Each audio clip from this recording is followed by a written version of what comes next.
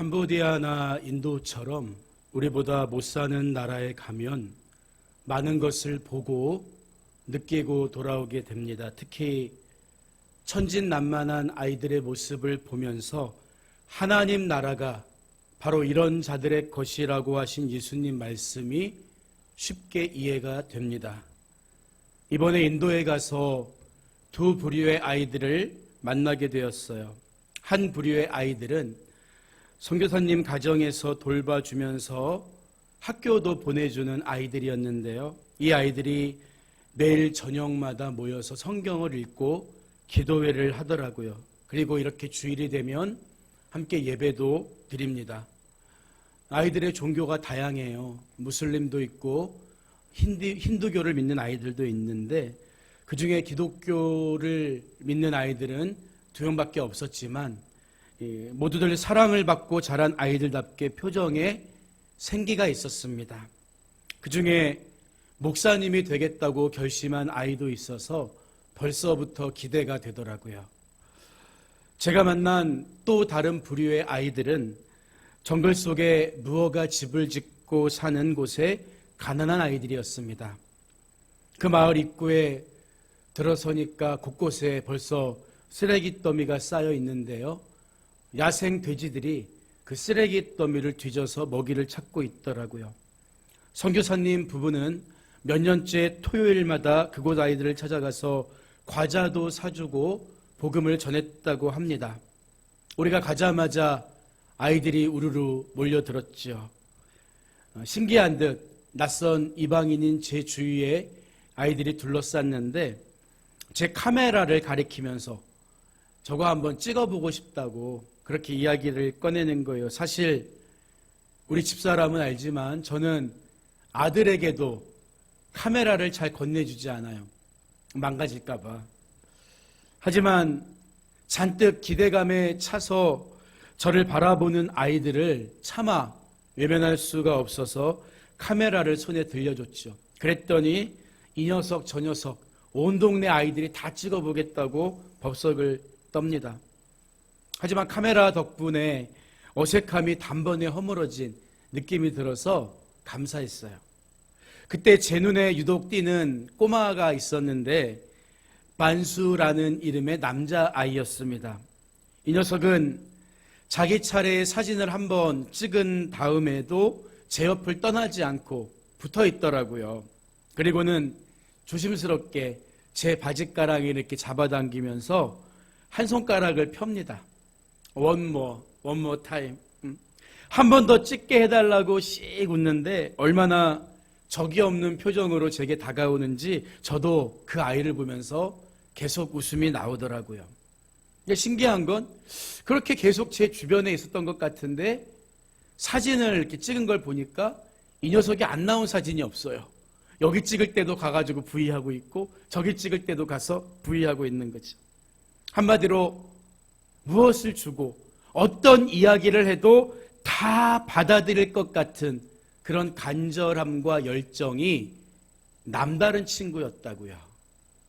저는 그 아이를 보면서 어쩌면 예수님을 기쁘게 해드린 사람이 바로 이 아이와 같은 사람이 아니었을까 그런 생각을 하게 됐습니다. 사실 하나님 앞에 다 된 어른은 없잖아요. 하나님의 은혜 없이 살 수 있는 사람이 누가 있겠습니까? 그런데 우리는 종종 하나님을 갈망하지 않으면서 살기도 한다는 거죠. 간절한 마음으로 하나님께 매달리기에는 이미 내가 가진 재물, 내가 쌓아 올린 지식, 내가 가진 힘만으로 충분하다는 일종의 교만함이 우리 마음에 자리 잡고 있기 때문인 것 같아요. 그래서 내 힘으로 도저히 할 수 없는 그런 큰 일을 만났을 때가 돼야 비로소 하나님 바짓가랑이를 붙들고 늘어지게 되는데 여러분 아닙니다. 우리는 우리의 평안한 일상 중에도 하나님께 감사하는 삶을 계속해야 되는 거예요. 시편 116편의 저자도 그런 마음으로 하나님을 바라보고 찬양하고 있다는 것을 알 수 있습니다. 시편이 총 150편인데 그중에 표제, 다윗이 언제 지은 시 이렇게 작은 제목을 표제라고 부르거든요. 표제가 있으면 시의 저자와 시의 배경을 알 수가 있는 거예요. 그런데 시편 150편 중에 표제가 없는 시가 34편이 있습니다. 오늘 읽은 시편 116편도 그중 하나죠. 따라서 우리는 누가 어떤 배경에서 이 시를 썼는지에 대해서 정확히 알 수는 없어요. 내용상 이 시는 하나님을 찬양하는 찬양시로 분류할 수 있는데요. 전반부인 1절부터 9절에서 시인은 하나님을 사랑할 것과 평생 기도할 것을 결단하면서 사망에서 생명으로 옮겨주신 구원의 하나님의 은혜에 감사하고 있습니다. 그리고 오늘 우리가 읽은 시의 후반부라고 할 수 있는 10절부터 19절에서는 하나님께 내가 지금까지 약속드렸던 서원들을 다 지키겠습니다. 다 이행할 것을 결단하고 있죠. 그런데 시인은 먼저 자신이 처해 있는 현재의 어려움을 토로하는 이야기부터 시작하고 있다고요. 여러분, 우리가 하나님의 사랑을 알고 은혜를 경험했다고 해서 인생의 문제와 시련이 우리를 모두 비껴가는 것은 아닙니다.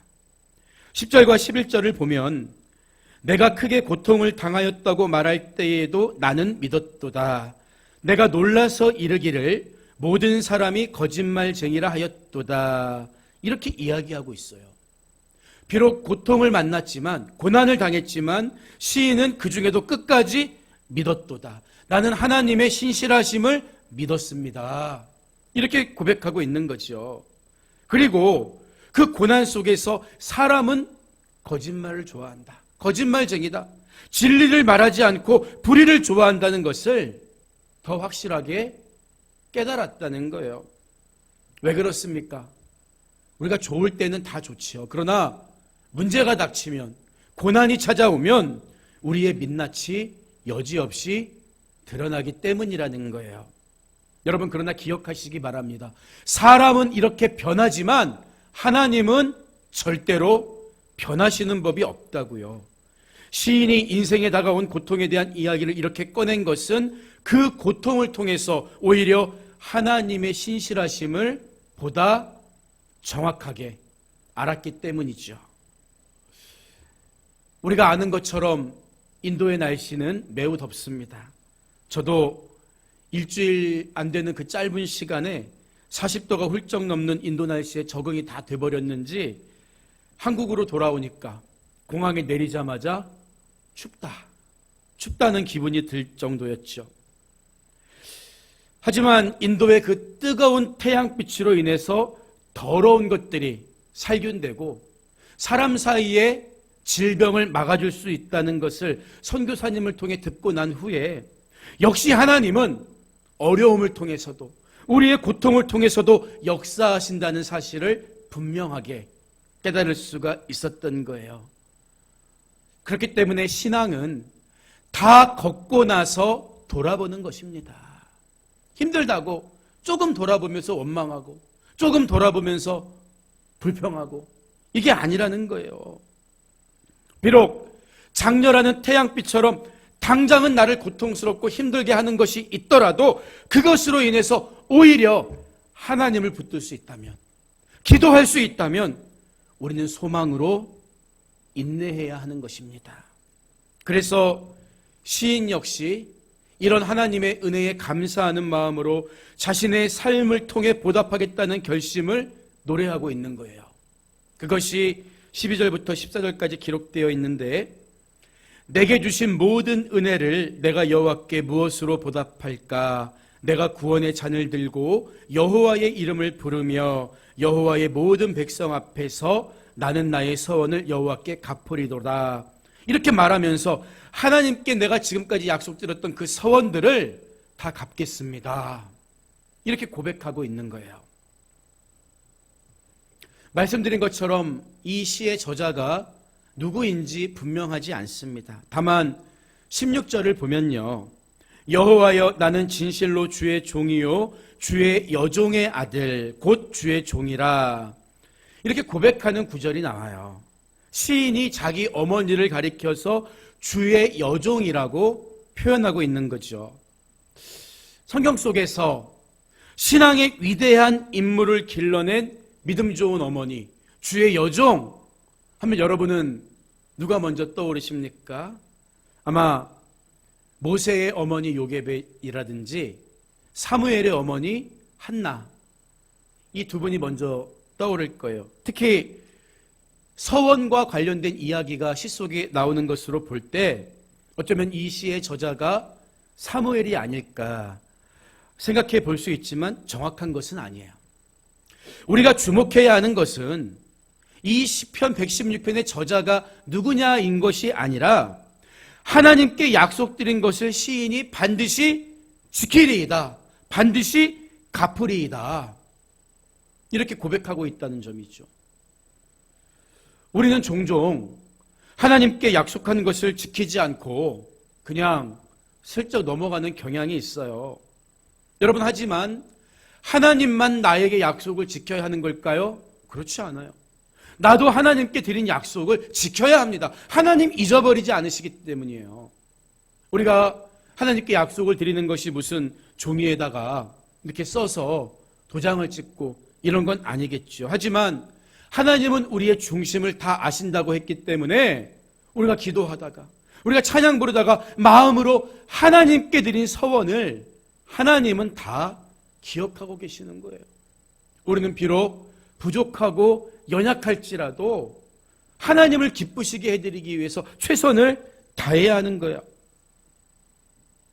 조금 전에 인도의 판자촌에 찾아갔을 때 만났던 그 반수라는 아이, 제가 그 마을에 이렇게 있는데 반수라는 아이가 제 옆에 다가오더니 제 입에다가 뭘 이렇게 넣어줘요.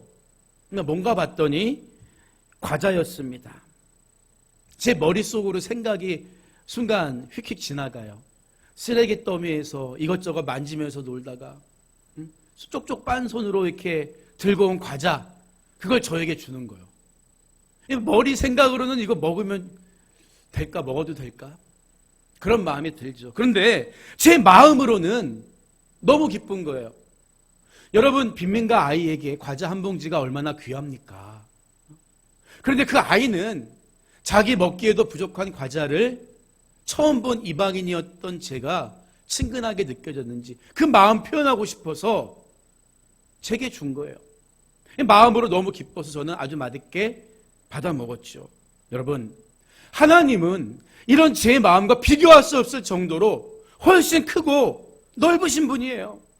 아무리 초라하고 부족해 보여도 내가 하나님을 위해서 정성을 다하고 내 마음을 드릴 때 하나님 너무나 기뻐하신다는 거죠. 이처럼 하나님의 사랑 앞에 부족하지만 나도 사랑으로 나아갈 때 그때 비로소 하나님과 우리 사이에 인격적인 관계가 형성되기 시작한다는 거예요.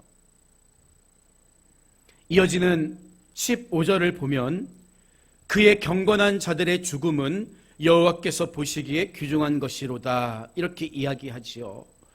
우리는 이 고백을 통해서 시인이 죽음에 대해서까지 통찰하고 있다는 것을 알 수가 있습니다. 사실 사람이 젊고 힘있는 시절에는 죽음에 대해 잘 생각하지 못해요. 하지만 나이가 들수록 또 중환병에 걸리게 되면 죽음이 실은 우리 곁에 매우 가까이 있다는 것을 실감하게 됩니다. 그렇지만 시인은 그 죽음을 두려워하고 있지 않아요. 왜일까요? 하나님은 경건한 자의 죽음을 귀중한 것으로 보시기 때문에 하나님 있는 우리에게는 결코 두려움이 없다. 하나님 안에 있는 우리에게는 결코 두려움이 없다. 이렇게 말하고 있는 거죠. 여기서 우리는 경건한 자와 귀중하다는 말을 조금 자세히 들여다볼 필요가 있어요. 먼저 귀중한이란 단어는 영어 성경에는 precious라고 번역되어 있습니다. 예전에 반지의 제왕이란 영화에서 골룸이란 사람이 아닌 어떤 괴물이 나오는데 그 반지를 손에 들고 my precious 이게 되뇌였던 장면들을 아마 영화를 보신 분은 다 기억할 거예요. 하나님도 프리셔스하게 여기는 게 있다는 거예요. 여러분, 그런데 좀 이상하잖아요. 하나님은 말씀으로 천지를 지으신 창조주이십니다. 어떤 보화도 더 이상 필요 없으신 그분께서 보화처럼 귀중하게 여기는 게 한 가지가 있는데 그게 바로 경건한 자의 죽음이라고 성경은 말하고 있다는 거죠. 하나님도 귀중하게 여기는 게 있어요. 그렇다면 경건한 자란 누구일까요? 여기서 경건한 자로 번역된 히브리어는 라하시 다이오란 단어인데요. 신명기 33장 8절에 똑같이 쓰였습니다. 신명기 33장 8절을 보면 주의 둠밈과 우림이 주의 경건한 자에게 있도다. 이렇게 기록되어 있어요. 먼저 우림과 둠밈은 하나님의 뜻을 물을 때 사용한 신비한 돌인데 대제사장이 가지고 있었습니다. 따라서 경건한 자는 구약시대 제사장을 가리킨다고 볼 수가 있겠지요.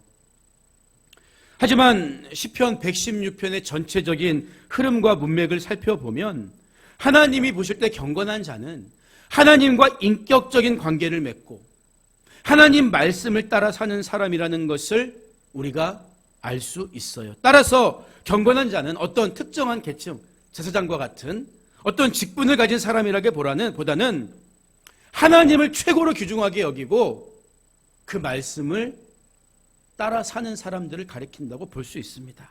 그래서 예전 성경에는 경건한 자를 거룩한 것을 쫓는 성도라고 번역했던 거예요.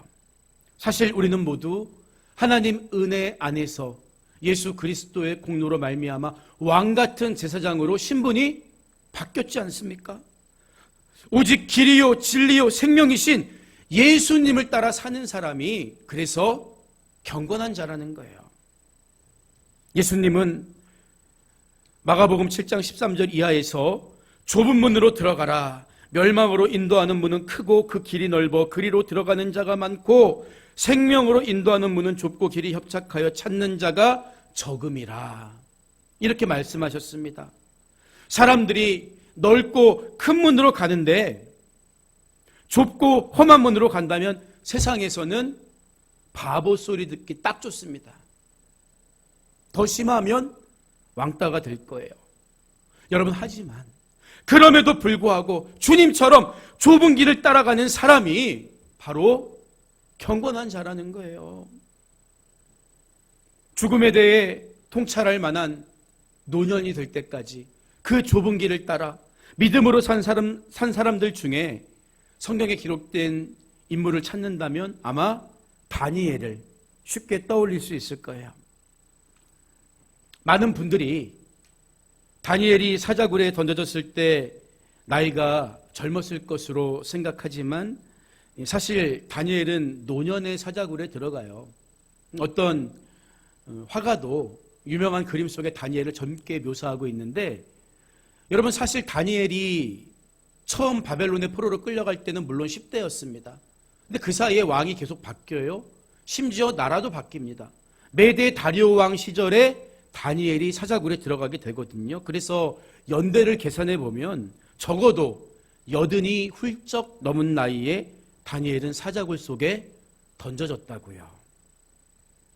그 노년의 나이에 다니엘이 사자굴에 들어가게 된 것은 왕의 조서를 어겼기 때문이에요.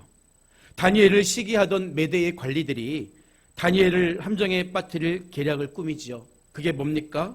한 달 동안 왕 외에 다른 어떤 신에게 무엇을 구해도 안 된다. 그가 어기면 사자굴에 던질 것이다. 그런데 다니엘서 6장 10절을 보면요, 다니엘이 이 조서에 왕의 도장이 찍힌 것을 알고도 자기 집에 돌아가서는 윗방에 올라가 예루살렘으로 향한 창문을 열고 전에 하던 대로 하루 3번씩 무릎을 꿇고 기도하며 그의 하나님께 감사하였더라. 이렇게 말하고 있습니다. 여기서 우리가 눈여겨봐야 하는 것은 하루 3번씩 무릎을 꿇고 기도하며 라는 구절이에요. 성서학자들은요, 이 3번이 아침과 정오 그리고 저녁을 의미한다고 이야기합니다.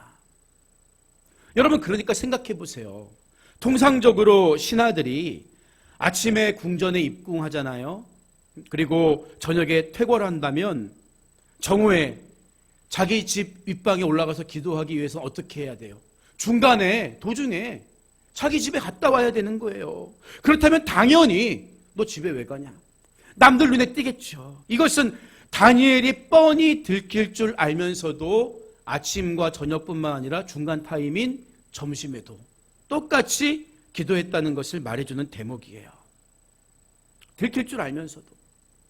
여러분은 이 말씀을 들으면 어떤 생각이 드십니까? 우리도 다니엘처럼 목에 칼이 들어와도 기도 시간, 정해진 시간을 엄수해야 한다.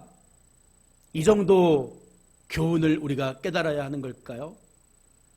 여러분, 그렇습니다. 사실 기도는 하나님과의 대화이고 정해놓은 기도 시간을 잘 지키는 거 굉장히 중요합니다. 가치 없는 게 아니에요. 지금도 무슬림들은 하루에 5번 정해진 시간에 메카를 향해 엎드려 기도하잖아요. 여러분, 하지만 기도, 내가 기도를 하는 것, 이 자체가 중요했다면 다니엘은 정해놓은 시간을 지키면서도 얼마든지 남의 눈에 띄지 않게 기도할 수도 있었지 않았을까요? 왜냐하면 하나님은 우리 마음의 기도와 간구도 다 들어주시기 때문이죠. 더구나 성경을 보면 우리들은 뱀처럼 지혜로워야 한다, 이렇게 말하잖아요.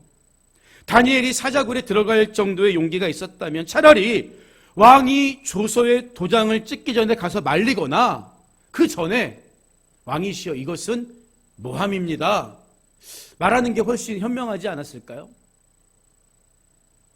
그렇다면 도대체 다니엘은 왜 조서 위에 왕의 도장이 찍힌 것을 알면서도 드러내놓고 기도했냐는 거죠. 여러분, 다니엘은요, 이것을 단순히 자기를 죽이기 위한 싸움 정도로 생각하지 않았던 거예요. 무슨 말인가 하면 한 달 동안 왕을 제외한 다른 어떤 신에게 무엇도 구하거나 기도하면 안 된다는 말의 진짜 의미가 뭡니까? 한 달 동안만큼은 다리오 왕이 세상에서 제일 높은 신이 되겠다는 거거든요. 하나님보다 높은 자리에 올라가서 유일한 신으로 한 달 동안 내가 대접받겠다, 이 말입니다. 만약에 다니엘이 자기 기도 생활만 중요하게 생각했다면 그냥 기도하면 돼요. 사람들 눈에 안 띄게. 여러분, 하지만 사람들 눈에 안 띄게 기도하고 끝난다면, 그렇게 된다면 사람들이 볼 때 다니엘도 다리오를 신으로 인정하는 사람 중에 하나가 될 것입니다. 아이, 다니엘도 별 수 없구나. 한 달 동안 우리 다리오 왕만이 최고의 신이구나. 다니엘은 이거 참을 수 없었던 거예요. 이해가 되세요? 여러분은 무엇을 참을 수 없나요? 여러분은 언제 분노하십니까?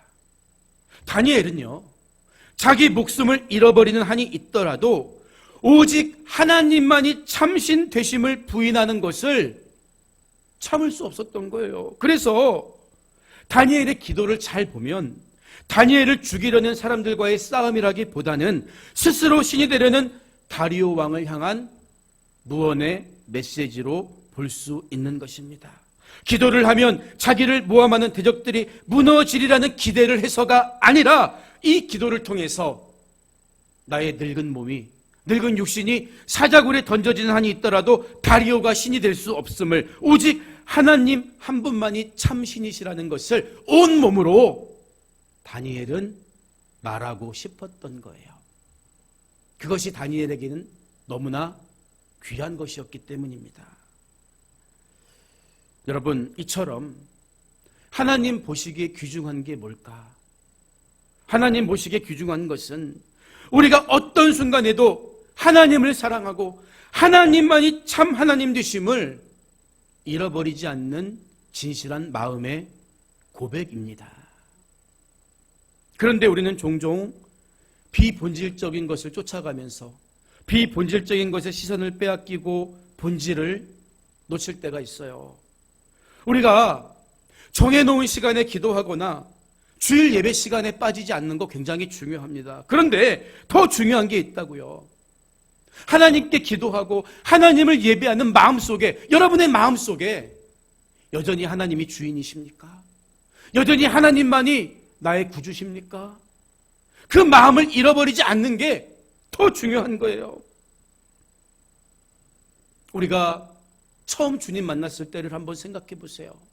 그때 여러분의 마음속에 나는 뭐 앞으로 주님을 위해서 이것도 할 거고 저것도 할 거고 어떻게 봉사할 거고요, 이런 생각이 안 듭니다. 그저 그때는 내가 지금까지 하나님이 이런 분인지 몰랐습니다. 당신만이 나의 주인이십니다. 하나님 사랑합니다. 이 마음으로 가득 차 있었어요.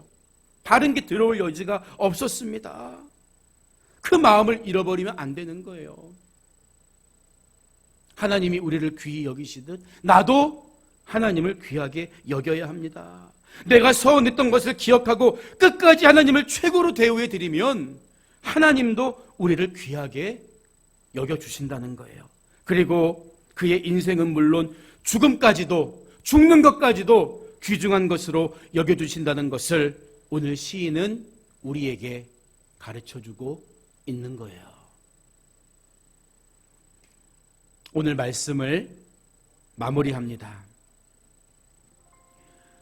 작년 8월 14일 인도 서ben골 지역 한 교회에서 예배를 드리던 현지 전도사님이 순교하는 사건이 발생해요.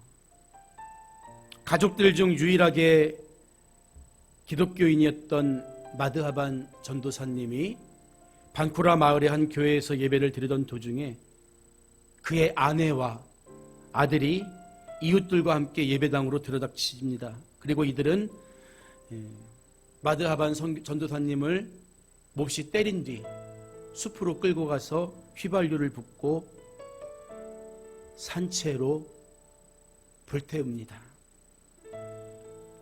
현지 소식에 따르면 8월 초 마드하반 전도사님이 친척 결혼식을 위해 가족을 방문했을 때에도 자녀들이, 이 전도사님의 자녀들이 아버지의 성경책을 찢으면서 예수님을 부인하라고, 기독교를 부정하라고 저주하고 협박했는데 전도사님은 끝까지 이것을 거부한 거죠.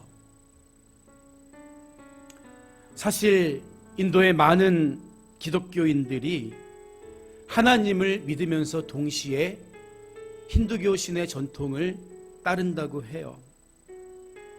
다신교 문화에서 자란 그들이 오직 하나님만을 귀중하게 여기는 신앙으로 성장하지 못했기 때문이겠죠.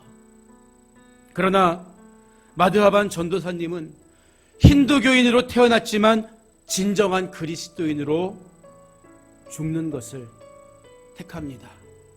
왜였을까요? 하나님만을 귀중하게 여겼기 때문입니다. 오늘 성경은 그의 경건한 자들의 죽음은 여호와께서 보시기에 귀중한 것이로다고 이야기하고 있습니다.